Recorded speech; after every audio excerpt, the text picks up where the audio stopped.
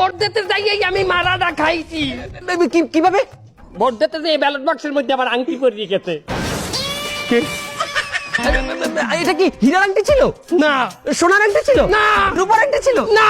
তাহলে কিসের? অষ্ট ধাতু।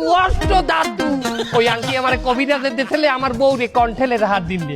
এখন আংটি নেই, আমার বউ কি আর কণ্ঠেলে থাকবে? আমি তো 1 সেকেন্ডের জন্যও নিরাপদ না।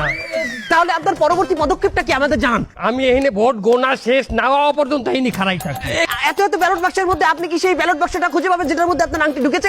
অবশ্যই পাবো। কিভাবে? ওই ব্যালট বাক্সে আমি সিল মারিয়ে দিয়েছি।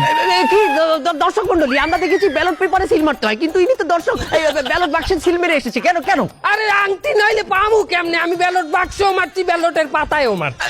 তাহলে ভোট গণনা শেষ হলে আপনি কিভাবে জানতে পারবেন? আপনি তো বাইরে, ভোট তো গণনা হবে ভিতরে। আমি এক আনসারে আমার নাম্বার দিয়েছি যে গোনা শেষ হইলে আমাকে একটা কল দেবা, মিস কল দিবা না, আমার মোবাইলে ব্যালেন্স নাই। কি